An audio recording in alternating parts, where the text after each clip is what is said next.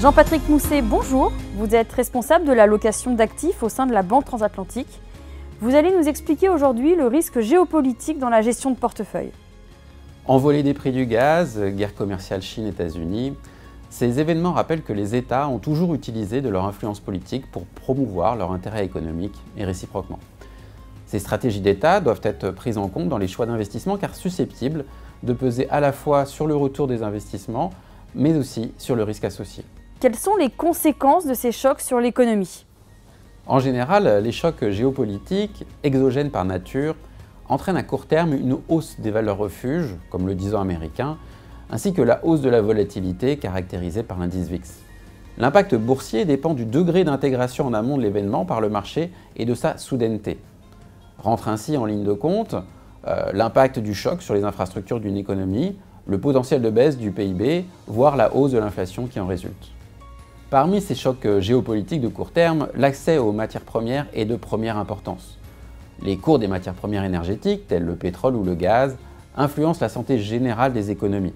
Une pénurie de l'offre, entretenue par des États en position de force, soit agissant seuls, soit par le biais de cartels, déclenche de fortes hausses de prix qui peuvent se généraliser à l'ensemble de l'économie. Le pouvoir d'achat du consommateur s'en trouve affecté. Face à cette inflation, les banques centrales peuvent être tentées d'augmenter leur taux directeur, avec comme risque un ralentissement de l'économie, voire une baisse de valorisation des actifs.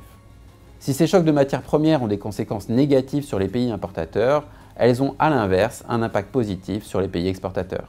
Quel est le principal risque géopolitique à redouter aujourd'hui ?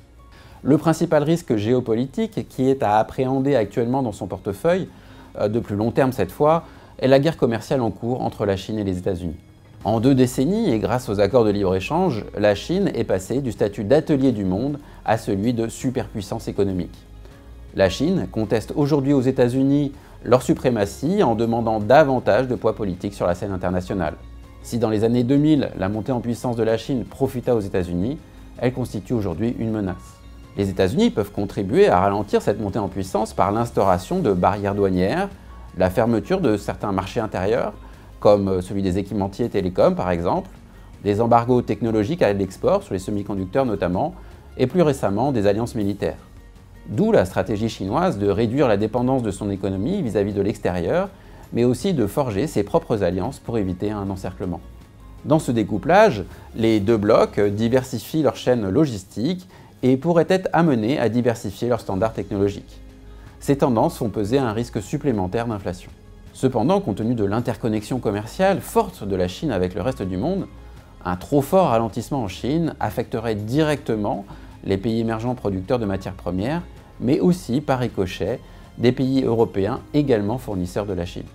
En conclusion, ces risques géopolitiques, susceptibles d'influer sur les rentabilités futures, à court terme et à moyen terme, doivent être pris en compte par l'investisseur. Concrètement, cela prend la forme d'une prime de risque plus élevée affectée aux classes d'actifs concernées.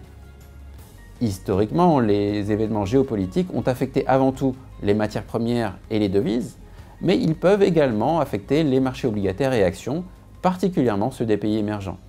Attention cependant au biais comportemental de préférence géographique. En 2011, lors de la crise des dettes souveraines européennes, ce sont les investisseurs asiatiques qui exigeaient une prime de risque plus élevée en Europe avant d'investir. À très bientôt pour un nouveau point Horizon Marché.